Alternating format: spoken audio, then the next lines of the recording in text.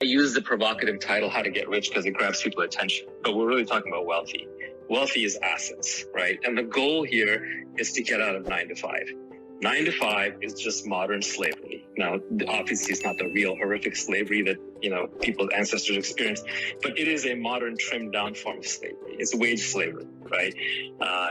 You basically you don't choose when you wake up. You have to go to your drudgery job. You have to punch in the clock, punch in the hours, as if we're living in factory times, as if input has anything to do with output. Well, we live in the age of infinite leverage. With your mind, you can move mountains if you knew the right things to do. Elon Musk doesn't have more hours in the week than anybody else. He just spends it better. Or he has the knowledge to apply it better. Omniscience at some level implies omnipotence. If you were God, a God, and if you had infinite knowledge, you wouldn't actually need to do anything. But if you wanted to do something, you would literally just flick one particle of sand, and you just knew that the wave was going to hit all the other particles, that whatever you wanted to have happen would happen, because you just knew how everything connected to everything. So knowledge is literally power. So the way to earn in the modern world is through knowledge and leverage. It's not through work. And so you want to be a knowledge athlete if you want to earn, not a physical athlete. Physical athletes, we put them in showrooms like the Olympics so they can show off, or we do it for fun or for health, but it's not the way that you actually create and gain wealth. So to create wealth requires a couple of principles.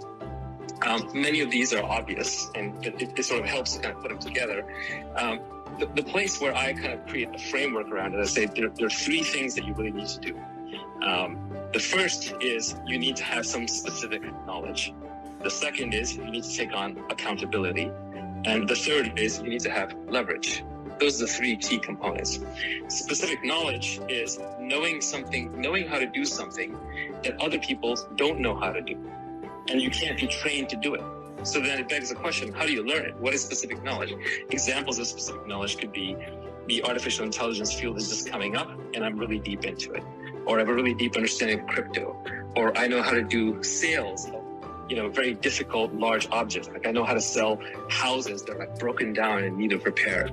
Specific knowledge could be, I'm the most entertaining gamer on the planet. I can play games on Twitch in such a way that people just love talking to me. It could even just be, I'm a great Clubhouse speaker, but on a certain kind of topic that other people just don't understand.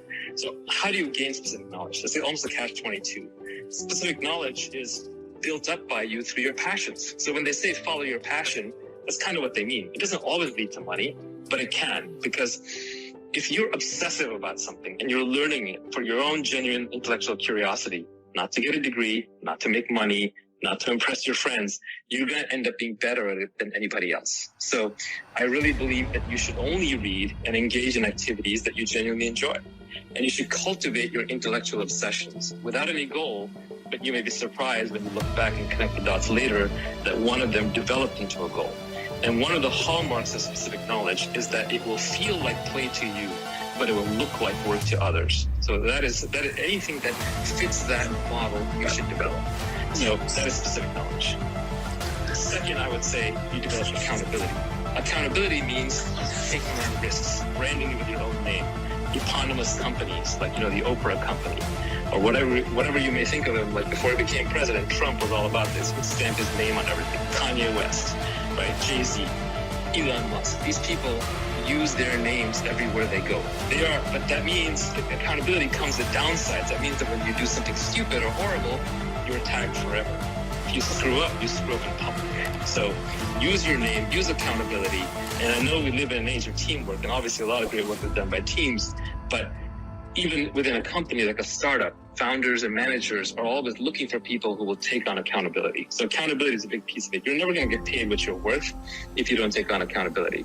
And then finally, leverage. Leverage is the most important, because leverage is just increasing without bound in our society. And there's basically 3 forms of leverage. There's labor, which is people working for you. That's been around forever. And your parents know it, which is why, when you used to tell them, I've got a job, they ask, well, how many people are working for you? Or how big is the company? It sounds impressive. In reality, labor is the shittiest form of leverage.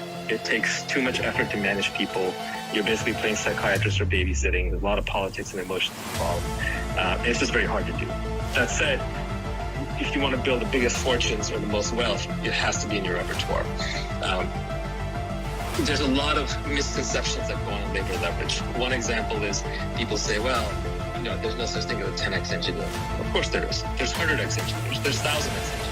In intellectual disciplines, there's massive variance. It's Pareto distributed, not normal distributed, for those of you who know the distribution terms. But another one is hire people who are smarter than you. That's another piece of nonsense. Why are people who are smarter than you going to work for you? Nobody has a good answer to that one. So there is an answer, it's not a great one, which is you hire them when they're really young and you exploit them for a year or two before they figure out they're smarter than you and move on. So you can do some short-term opportunities, or you can invest in people who are smarter than you.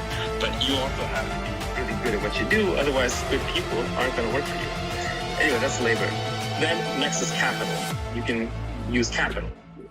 You make a trade, let's say you make a good trade on the stock market, whether it's a trade you make with $100 or $1 million makes a huge difference. Even though it took the same brain power to come up with the trade, now you're magnified in the latter case by a factor of 10,000. How did you do that? That's leverage, right? That's capital leverage. The problem with capital leverage and labor leverage is that they're permissioned. Somebody has to give you the money. Somebody has to agree to work with you. They take time to get, they take effort to get. With the capital leverage, there's often risk involved, especially if it's your own capital. So that brings us to the last form of leverage. And this is the most powerful form of leverage and is behind all the newly rich. And that is product leverage. Product leverage comes from building a product. And if the product has no marginal cost of replication, in other words, you can stamp out more copies without having to incur costs, that is the best form of leverage.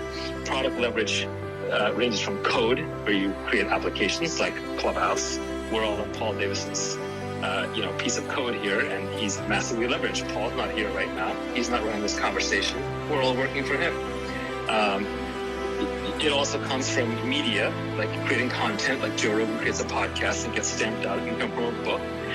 It can come from even products like, someone sells you a pill, it could be a happy pill, a sugar pill, whatever. A pill is 98% intellectual property. The actual physical cost of what went in there is very low.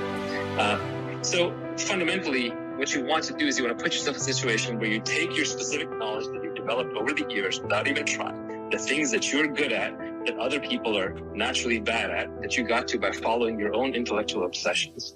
You add that to accountability, put your name on it, take some risks. You employ every form of leverage possible, capital, labor, and products and code, preferably the permissionless ones, because those you can get access to when you're younger. And the net result is you productize yourself. What you end up doing is you end up selling a product that is simply an extension of who you uniquely are. And nobody can beat you at that, because it's just you being you.